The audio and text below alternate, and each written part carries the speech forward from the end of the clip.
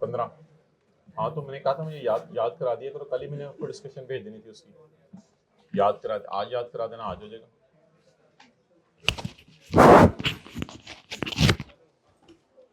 Hybrid में देखो भाई कोई मसला आ रहा है, कैलकुलेटर किसी का घुमा हुआ है। Lecture number 106। ओके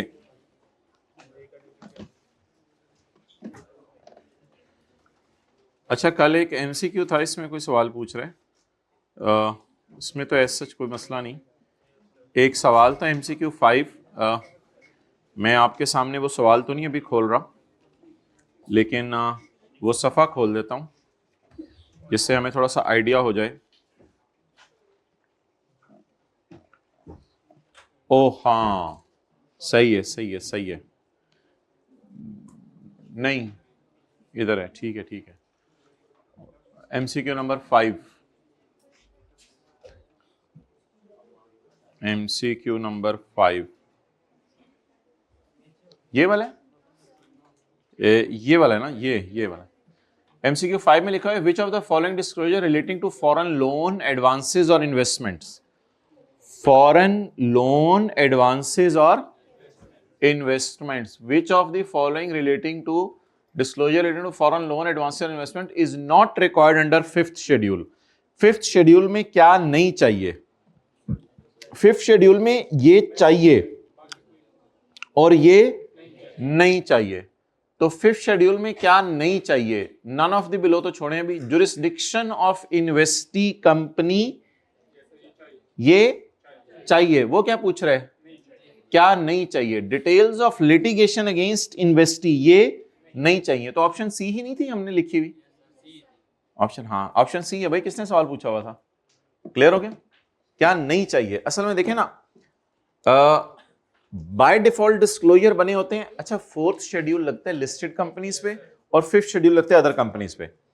तो बाय डिफॉल्ट ये सारे 4th शेड्यूल के डिस्क्लोजर होते हैं। अब वो कह रहे हैं कि अगर एक 4th शेड्यूल जो कंपनी 4th शेड्यूल फॉलो कर रही है, जरा try to understand what is 4th and 5th schedule. अगर एक कंपनी लिस्टेड है, बड़ी कंपनी है, उसको चाहिए कि नाखून खाने की बजाय वो 4th शेड्यूल फॉलो करे। वो क्या फॉलो करे? 4th schedule. ये बड़ा गार में भी छुपने तो खाने को कुछ होगा। अच्छा उसको क्या चाहिए? किसान 4th शेड्यूल क्या चाहिए? और अगर एक कंपनी लिस्टेड नहीं है तो उसने कौन सा शेड्यूल फॉलो करना है? 5th शेड्यूल में डिस्क्लोजर ज्यादा है या कम में? आमतौर पे कम में। 4th शेड्यूल वाली फोर्थ शेड्यूल वाली ये सारे डिस्क्लोज करेगी और 5th वाली सिर्फ पॉइंट नंबर 1 डिस्क्लोज करेगी। Okay come on page 266। अच्छा इसका जो हमने एमसीक्यू डाला था ना, इसमें लफ्ज लिखा हुआ था ओनली।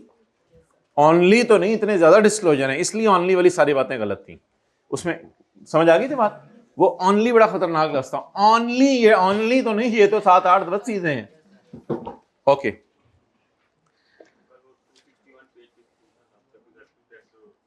अच्छा हाँ 261 पेज के ऊपर आप लोग मत खोलें।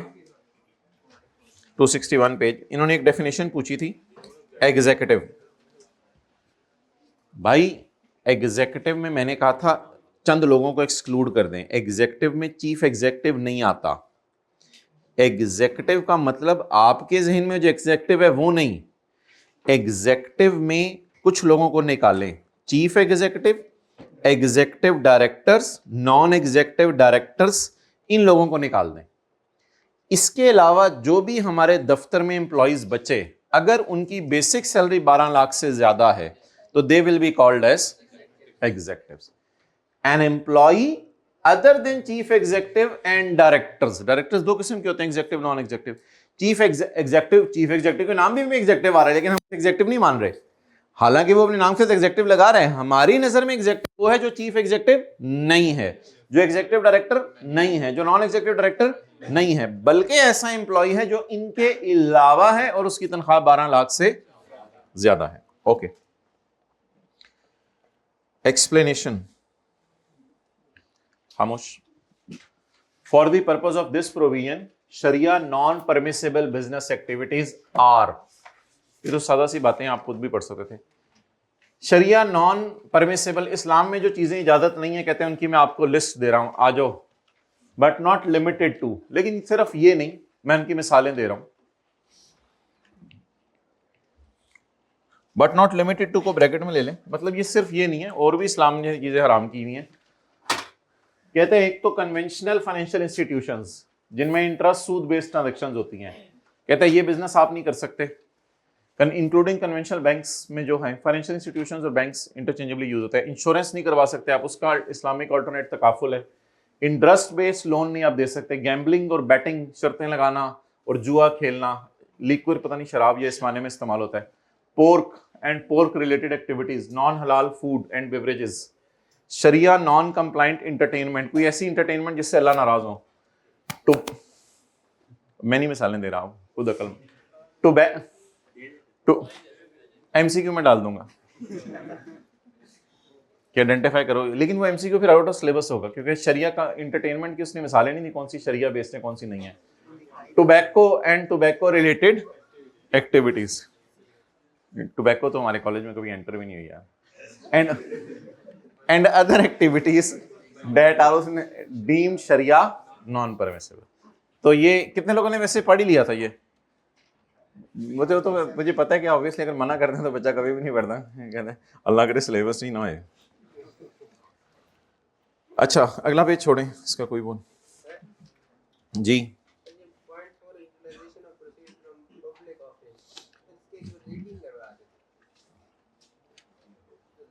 जी अच्छा, वैसे कोई लफ्ज कभी इस तरह समझ ना आ रहा हो ना, वैसे तो रिस्की अप्रोच है थोड़ा सा, कभी कभी एआई वगैरह गलत भी कर देते हैं, लेकिन इस फिक्रे को अगर आप टाइप करके किसी भी एआई के अंदर आप उसे कहो ब्रेक डाउन और एक्सप्लेन इन उर्दू, तो डेट विल अल्हम्दुलिल्लाह वर्क, डेट विल वर्क। ठीक है, तो इन फाइनेंशियल स्टेटमेंट्स, वो वाली फाइनेंशियल स्टेटमेंट्स जो इशू हुई हैं आफ्टर इनिशियल और सेकेंडरी पब्लिक ऑफरिंग, पैसा इकट्ठा करने के बाद जो फाइनेंशियल स्टेटमेंट इशू हुई हैं उसमें आपने क्या डिस्क्लोज करना है? इंप्लीमेंटेशन ऑफ प्लान्स, जो कि आपने दावा किया था प्रोस्पेक्टस के अंदर। किस चीज की implementation? With regard to use of पैसे जो आपने इकट्ठे किए थे ये बता दो, तब तक डिस्क्लोज करते रहो जब तक के फुली प्लान्स एग्जीक्यूट ना हो जाए। तो जो पैसा आपने लोगों से लिया था वो बता दो कि प्रॉपर तरीके से उम्र इस्तेमाल भी हुए या नहीं उम्र। पेज 270, ओ सॉरी वो तो खत्म करें ना, चौथा सफा। अच्छा ये हमने कल खोले थे, मुझे कोई फायदा नहीं हुआ इससे। कंपनी लॉग हमने डाउनलोड किया था, उसमें लेवल 1 में पेनल्टी 500 रुपये है और लेवल 2 की जो पेनल्टी थी वो 1000 रुपये है और लेवल 3 की पेनल्टी फिर 5 लाख रुपए है। पता नहीं per day penalty during which default continue, हाँ पर डे। तो हमें क्या इससे, ये लेवल 1 2 पेनल्टीज हमें जानना जरूरी नहीं, हमें तो बस एक लफ्ज हमने आपको कथा याद कर ले। और एक और चीज भी पता नहीं खोली थी क्या, नहीं वो बस के दिखाने की जरूरत नहीं। Okay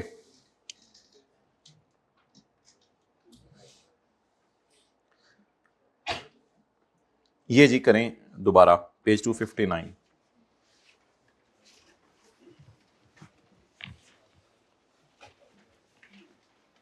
page 259। The board of holding company, खामोश भाई इधर देखो, the board of holding company PTCL shall ensure that its financial year and UFON's financial year coincides, except where in their opinion there are good reasons against it। उसमें हमने ये पढ़ा था कि आप 90 दिन का गैप डाल सकते हैं अगर गुड रीजंस हो। अच्छा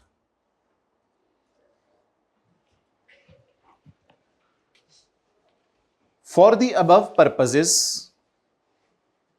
SECP में फैसिलिटेट, SECP में, वेल्डन भाई मुझे अच्छा लगा आपने दोनों हाथों से कंधे को किया और प्यार से।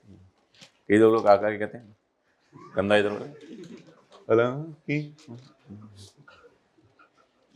फॉर अबव पर्पसेस, कुछ बातें याद रह जाती हैं फिर दूसरों को बंदा मिसाल देते हैं आप लोगों की बातों की।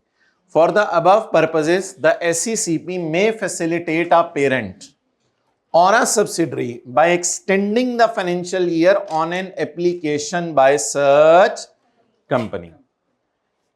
पहले मिसाल समझे, 1 अक्टूबर को food festival became the parent company of Oregano Limited by acquiring 60% shares। The financial year end of parent, the financial year end of parent is 31 December and date of subsidiary is 31 अक्टूबर। आप बता दें, वैसे कोई खास मसला तो मुझे लग नहीं रहा, अक्टूबर है और नवंबर दिसंबर बीच में कितने महीने हैं, तो 90 दिन के तो अंदर अंदर है, कोई इतना बड़ा मसला नहीं है। लेकिन ना एक इजाजत अगर आप चाहें, अगर आप बिल्कुल कोइंसाइड करना चाहें तो फिर क्या करें, फिर आप SECP को एप्लीकेशन देके किसी एक का साल बढ़ा लें। मिसाल के तौर पे सब्सिडरी के मैं अब 14 महीने बाद एंड करती हूं, वो फिर इसको इजाजत मिल जाएगी अपना साल बदलने की। अब फिर वो एक बाद में तो साल साल का सर्कल चल पड़ेगा, एक दफा ईयर चेंज कर लें आप। OL अप्लाइड, OL कौन है, subsidiary, for extension of its financial year so that its financial year coincides with date of the SECP may allow the extension। अब कॉन्सिक्वेंसेस क्या होंगे, पेरेंट के बारे में बता दें, इसका ईयर का बैंड हो रहा था 31 दिसंबर और सब्सिडरी का 31 October. It applied, so its year will be of now of, its period will be, year तो नहीं, इट्स पीरियड विल बी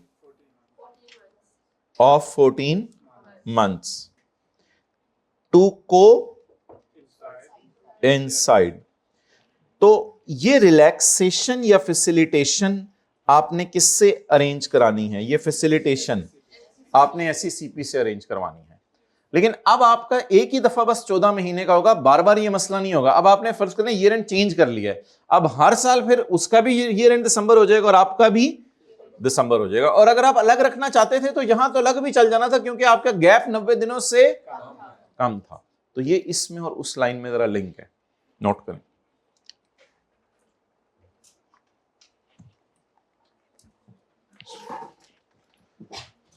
अगर पेरेंट या सब्सिडरी का कदम मैच नहीं कर रहा तो उनके कदमों को मैच कराने के लिए, ईयर एंड को मैच कराने के लिए, who will facilitate, how, by giving extension, उनकी एप्लीकेशन देने पे बाय गिविंग देम, एक्सटेंड करके अब इनका साल कितने महीने का बन गया, 14 मंथ्स का। अब फिर वो कोइंसाइड कर गया, अब आइंदा फिर मसला नहीं होगा। हाँ, कम भी कर दें, कम करके बस कोइंसाइड करा दें किसी भी तरह, SECP आपको फैसिलिटेट कर देगा।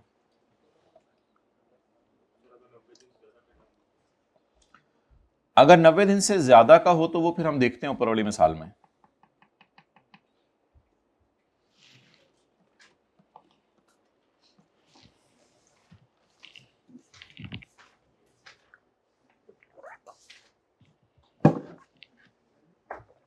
Okay,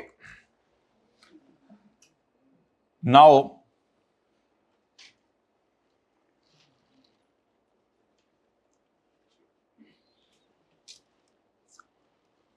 come on this example। अच्छा, इस सिनेरियो को पेपर में ऐसे पता चला करेगा, OL applied for extension, OL applied for extension. अगर एक्सटेंशन क्लास में लिखा होगा तो जनरल रूल, जनरल रूल क्या है, कितने दिनों का गैप एक्सेप्टेबल है, 90 दिनों का, और कितने दिनों का गैप एक्सेप्टेबल नहीं है, 90 दिनों से ज्यादा का, ये जनरल रूल है। लेकिन अगर पेपर में खुदा ना खास एक्सटेंशन वाली लाइन आ गई तो इसका मतलब होगा ये प्रोविजन वो टेस्ट करे आपसे। अच्छा, on 1 January river Pakistan became the holding company of green Pakistan limited. The financial year end of river is, इसी सफे पे हूं मैं, river is 30 June and date of GPL is,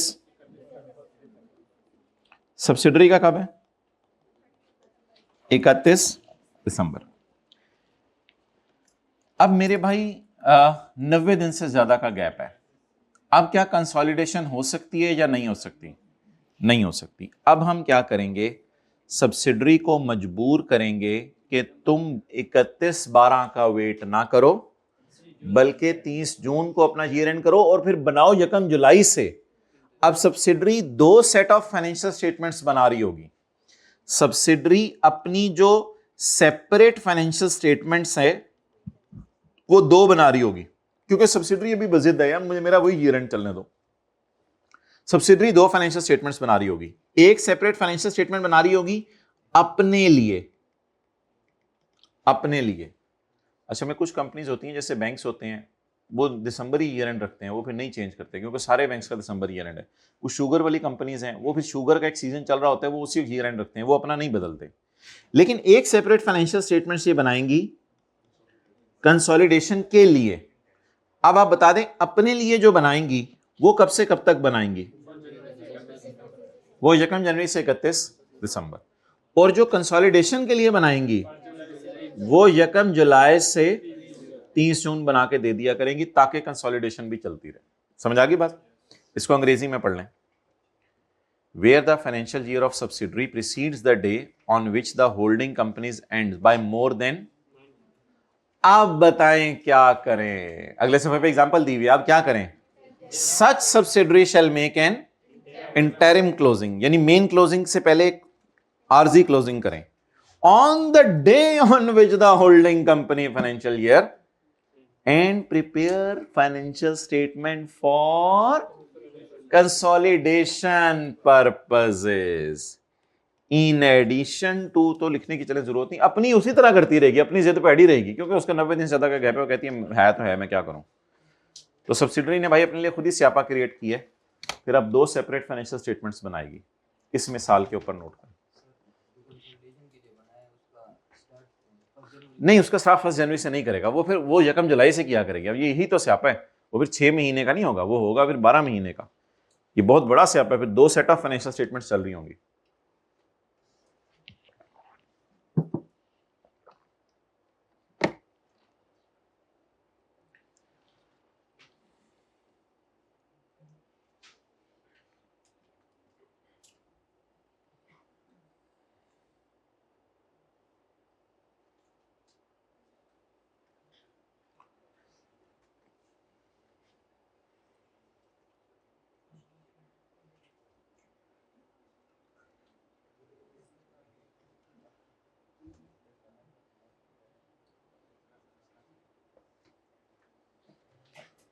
okay,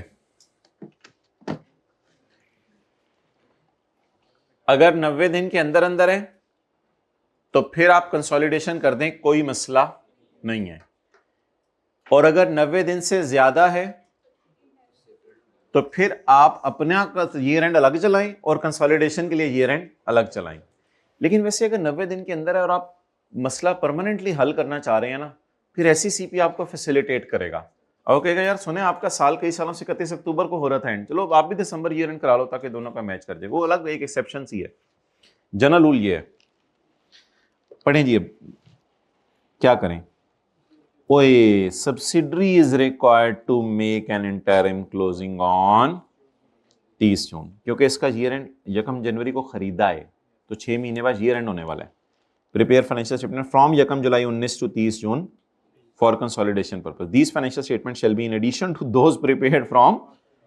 ये बात हमने ऊपर बताई, ये तो फिर एक स्यापा है पूरा।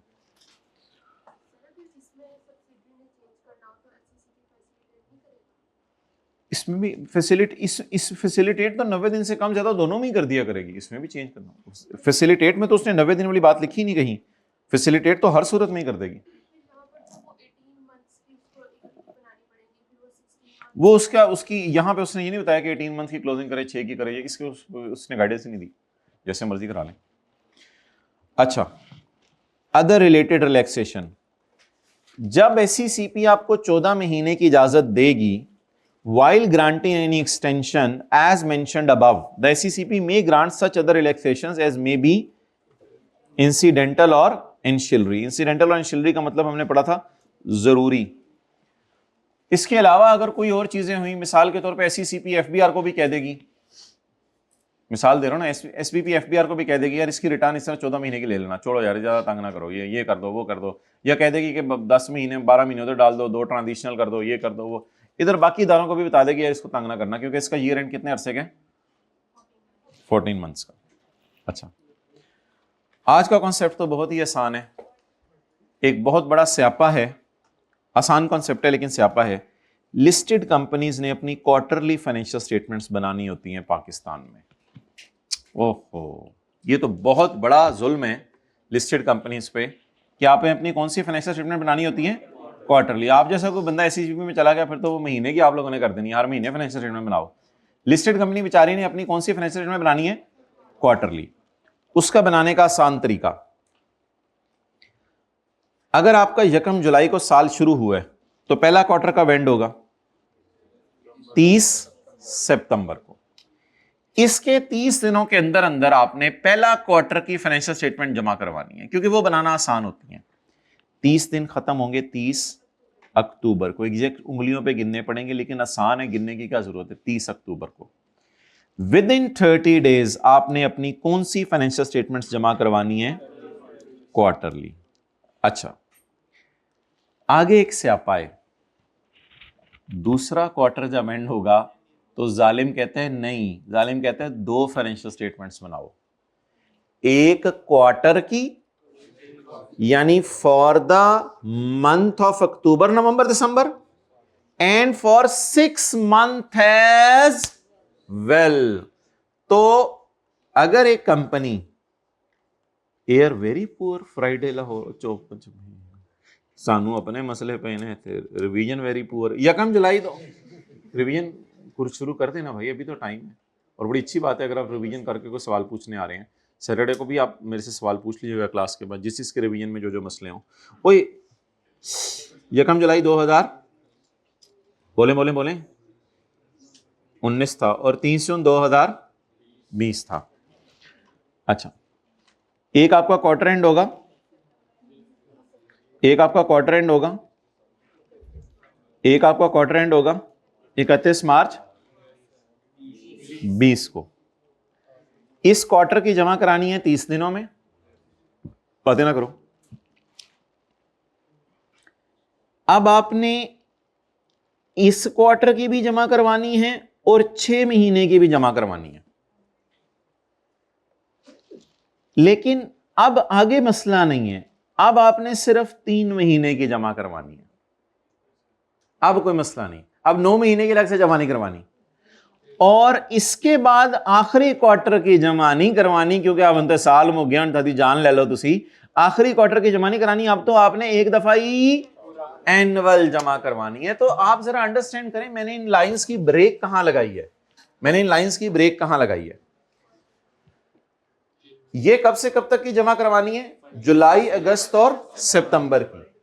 यहां खड़े होके मुझे बताएं मैंने कितनी जमा करवानी है, 2, एक अक्टूबर नवंबर दिसंबर की और एक जुलाई से दिसंबर की। एंड लाइन देखें, इधर खड़े होके बताएं, इधर खड़े होके मैंने इधर खड़े होके बताएं कितनी जमा करानी है, इधर खड़े होके, इधर खड़े होके एक, लेकिन वो सिर्फ इधर देखें वो सिर्फ 3 मंथ 9 मंथ्स की नहीं जरूरी, और इधर खड़े होके कितनी जमा करानी है, ये कितने अरसे की। इसके लिए 30 दिन है, इसके लिए 30 दिन है, इसके लिए चैप्टर के पहले सफे पे 120 दिन थे, इसके लिए 60 हैं क्योंकि 2 काम करने हैं। तो इसके बाद कितने दिन, 30, इसके बाद 60 दिन उंगलियों पे गिनने पड़ेंगे, इसके बाद 30 दिन के अंदर जमा करानी है। ये पहले सफे पे पड़ा था 120 दिन के अंदर। तस्वीर खींच लें, मुझे पहले वो बना लेने दें, ये कितने दिनों में, वो चलें छोड़ें क्या बनाना, या यहां छोटा सा लिख देता हूं 30 60, अगर समझ आ गया, पता नहीं रिदम तो नहीं बना लेकिन बन ही गया किसी तरह।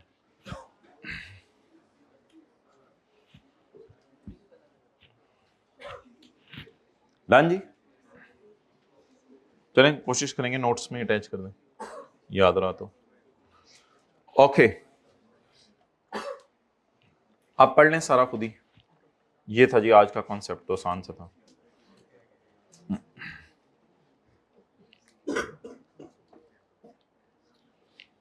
नहीं, अब बनाओ ना, बनाने का तो टाइम नहीं है।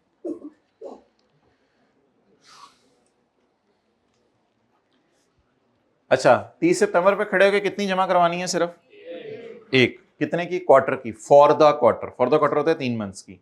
कब तक? 30 दिनों में। लेकिन जब क्वार्टर एंड हो जाए 31 दिसंबर 19 का, तो दो काम करने हैं, फॉर द क्वार्टर 19 भी और फॉर द हाफ ईयर 19 भी, दो बनानी है। ये ना 60 डेज उंगलियों पे या वैसे गिन लें, जनवरी के 31 दिन और फरवरी 2020 में असल में 29 का था, इस वजह से 29 लिखा है, वरना भाइयों ये यकम मार्च होना था। वरना यहां यकम मार्च आप लोगों ने लिख के आना है, उंगलियों पे एग्जैक्ट दिन गिनने हैं। 60 दिन का मतलब एग्जैक्ट 60 होता है, ये नहीं 2 महीने। फरवरी 29 के, इस वजह से 29 इसने लिख दिया। अगर 2021 का साल होता तो यहां क्या लिखता? यकम मार्च, क्योंकि 31 दिन जनवरी के, 28 फरवरी के और एक वो, तो फिर 60 यकम मार्च को पूरे होते। इस सवाल में इत्तफाकन आज 29 फरवरी को पूरे हो गए, वरना पाकिस्तान में तो आमतौर पर यकम मार्च को ही लोग जमा कराते हैं, क्योंकि आमतौर पर लीप ईयर नहीं होता। और ये कब? 31 मार्च के बाद 30 दिन कब पूरे होंगे? तो 30 अप्रैल। इसमें क्या गिनना? 30 अप्रैल विद इन 30 डेज। इसके 120 दिन आप लोग गिनेंगे, कैलकुलेटर पकड़े, इसके 120 दिन आप लोग गिनेंगे। जुलाई के डालें 31, जुलाई के 31, अगस्त के 31, सितंबर के 30 और उसके 120 में से माइनस कर दें आखिरी महीना, यही डेट निकली है 28 अक्टूबर। डन? ठीक है, चलिए हम कोशिश करेंगे होमवर्क में एक सवाल इसमें डाल दें, जिसमें ईयर एंड आपका यकम जुलाई से जून नहीं होगा, हो सकता है आपका ईयर एंड यकम मार्च से 28 फरवरी हो, इस तरह का डालेंगे। क्योंकि यकम अप्रैल से 31 मार्च तो आपको समझ आ जाना है, यकम जनवरी से 31 दिसंबर भी आपको समझ आ जाना है। हम हो सकते हैं ईयर शुरू करें यकम नवंबर को और ख़त्म करें जाके 30 अक्टूबर को। फिर हम आपको कहेंगे ये वाला डब्बा फिल आउट कर दे, ये डेटा आपको दिया होगा, ये वाला डब्बा आपने फिल आउट करना होगा। Okay okay. अच्छा, कितने लोगों से ऐसे ना चाहते हुए भी एमसीक्यूज जो कल होमवर्क के हैं जरा सोल्यूशन खुल जाते हैं, फिर क्वेश्चन पढ़ना शुरू करते हैं? आपसे खुल जाते हैं सोल्यूशन, ठीक है। ये रिक्वायरमेंट सिर्फ किसके लिए है ब्रो? ये लिस्टेड कंपनी तो बाहर निकल के पता चलता है, ऊपर प्राइवेट लिखा होता है और आप नीचे डेटा निकाल के आए होते हैं। ये लिस्टेड कंपनी तो ओए लिस्टेड लिखा हो तो मैंने इतनी मेहनत करके डेटा निकाली, मैं भी इस सवाल पे टाइम क्यों लगे? 1 नंबर का दिया हुआ था उसने, ये लिख के आना था कि डेटा नहीं निकालनी। ओ तेरी खैर, मैं डेटा निकालता रहा। तो पेपर में ऐसा सवाल आएगा, there is a private company, ये डेट्स हैं, आप 120 30, वो कहेगा there was no requirement of calculating date, क्योंकि मैंने जमा ही नहीं करा। ये तो बाहर निकल के साथ वाला बताता है, कहता है कि मुझे भी नहीं पता चला, दूसरे कॉलेज वालों ने बताया, उनके सर ने सही पढ़ाया था उनको, उन्होंने फोकस कराया था। Every listed company shall prepare the quarterly financial statement within the period of 30 days of close of first and third. Second इसने स्किप किया है क्योंकि उसमें 60 डेज। Additional requirement for second quarter क्या है? Additional requirement for second quarter ये है, क्यूमुलेटिव फिगर्स बनानी पड़ेंगी for the half year, that is 6 months be, it shall be subject. ओ तेरी खैर, ऑडिट में आपने ये लफ्ज पढ़े लिमिटेड स्कोप रिव्यू, ये ऑडिट की निहायत ही छोटी बहन है। इसमें बिल्कुल ऑडिट की तरह डिटेल में टेस्ट ऑफ डिटेल और सब्सटेंटिव प्रोसीजर मेरा नहीं ख्याल होते होंगे, इसमें मेरा नहीं ख्याल ऑडिट की तरह डिटेल के अंदर चीजें होती होंगी, इसमें लिमिटेड स्कोप होता होगा, ये ऑडिट का छोटा वर्जन है। So it shall be subjected to a limited scope review by statutory auditors of the company, वही वाले ऑडिटर्स जिन्होंने मेन ऑडिट करना है। लिमिटेड स्कोप रिव्यू में क्या होगा? It shall be in the such manner according to such terms as may be specified by ICAP and approved by SCCP. Suggest कौन करेगा कि लिमिटेड स्कोप रिव्यू में क्या करना है? आईकैप, और उसको फिर अप्रूव कौन करेगा? ओहो, क्वार्टरली फाइनेंशियल स्टेटमेंट में हमारी सुई अड़ी हुई है। चलें, quarterly financial statement shall be posted on the companies website, ठीक है, कर देंगे post, for information of its members, ठीक है। डायरेक्टर्स की बीवियों ने क्या करना है? information of shareholders. Moreover, it shall also be transmitted electronically. कि जाहिर बात है डायरेक्टर्स की बीवियों को ये डेट्स पता होनी चाहिए ताकि उनको बताएं, वरना डायरेक्टर पता चले जेल में। अच्छा, the quarterly financial statement shall be posted on the company's website for the information of its members. Moreover, अच्छा वेबसाइट पे डालने के अलावा और क्या प्रोग्राम है? It shall also be transmitted electronically within the with the period specified above. उतने दिनों में जो ऊपर बताए गए हैं वेबसाइट पे पोस्ट कर दे तो एसईसीपी खुद ही डाउनलोड कर ले। बड़े नखरे हैं एसईसीपी के, कहती मुझे जरा अलग एक कॉपी भेजो इलेक्ट्रॉनिकली। इलेक्ट्रॉनिक प्रिंटर निकाल के नहीं, प्रिंटिंग मशीन से साल के एंड पे एक ही दफा प्रिंट निकालिएगा, ये इतने प्रोग्राम नहीं रखे हुए, इलेक्ट्रॉनिकली बस पीडीएफ भेज दो मुझे। स्टॉक एक्सचेंज मेरी वेबसाइट से डाउनलोड कर ले, नहीं मैं भी नखरे दिखाऊंगी, मेरे घर भी जरा कॉपी भी, घर नहीं दफ्तर इलेक्ट्रॉनिकली। रजिस्ट्रार साहब ने कहा मेरे पास भी एक कॉपी भेजो, तो आपने इन तीनों को एक एक कॉपी भेज देनी है इलेक्ट्रॉनिकली, क्योंकि वो हार्ड कॉपीज थी वो तीन तीन जा रही थी, ये सॉफ्ट कॉपी है तो सॉफ्ट कॉपी 4 दफा भी ईमेल कर देंगे तो वही डाउनलोड होना है। द एसईसीपी, अगर स्टेटस आपने लगाया अगले ने देख लिया फिर दोबारा लगा रहे हैं, देख लिया यार तेरी मेहरबानी, कल देख लिया मैंने तेरे मेरे बारे में। द एसईसीपी, जिंदगी में कभी किसी के लिए स्टेटस ना लगाइएगा। The SECP may specify the time period for which the quarterly financial statement shall be made available on the website. मतलब बताएं इसका,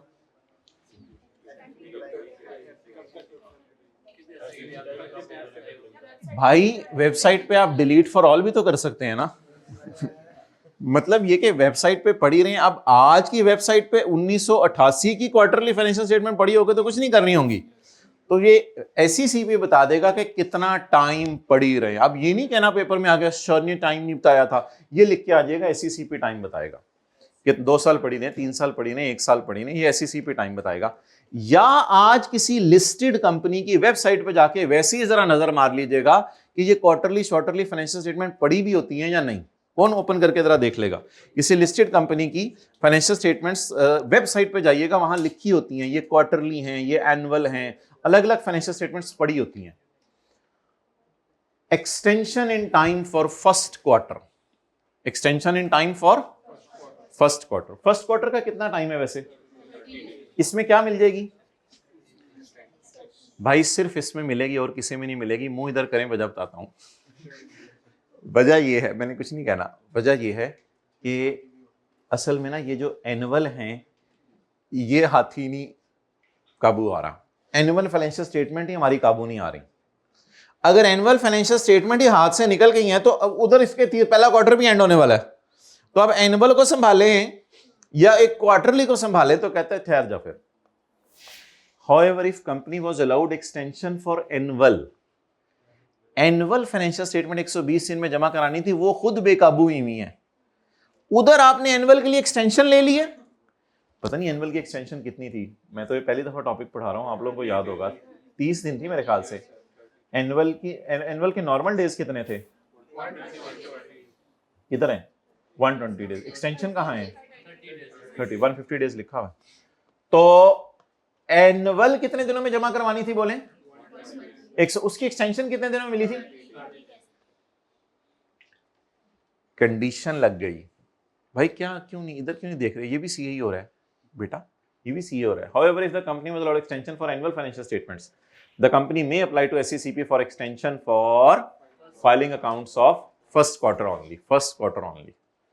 तो पेपर में सवाल आ सकता है कि सेकंड, थर्ड, फोर्थ की एक्सटेंशन मिल सकती है। फोर्थ है ही नहीं, फोर्थ क्वार्टर का तो कोई तस्वुर ही नहीं हमने पढ़ा। सेकंड, थर्ड की एक्सटेंशन सिर्फ फर्स्ट की मिलेगी, लेकिन इसके लिए भी आपको क्या करना पड़ेगा? एसईसीपी में एसईसीपी को एप्लीकेशन देनी पड़ेगी और उसका पीरियड मैक्सिमम कितना होगा?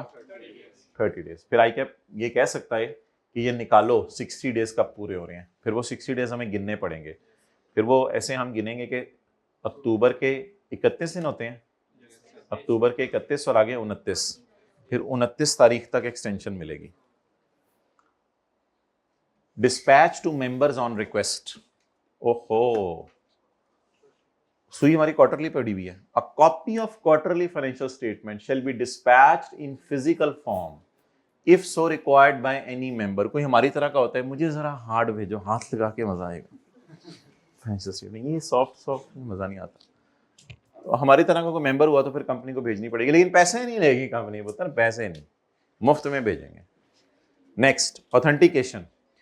साइन वही करेंगे क्वार्टरली के ऊपर, प्रिंट करानी पड़ेगी, हाँ आई एग्री, प्रिंट करानी पड़ेगी या फिर किसी तरह भी प्रिंट निकाल के भेजें। The approval and authentication requirement of quarterly financial statements are same as those of, उन्हीं लोगों ने साइन करने हैं जिन्होंने ये करने हैं। अल्लाहु अकबर, खत्म हो गए ये 4 सफ़े, 1 2 3 4।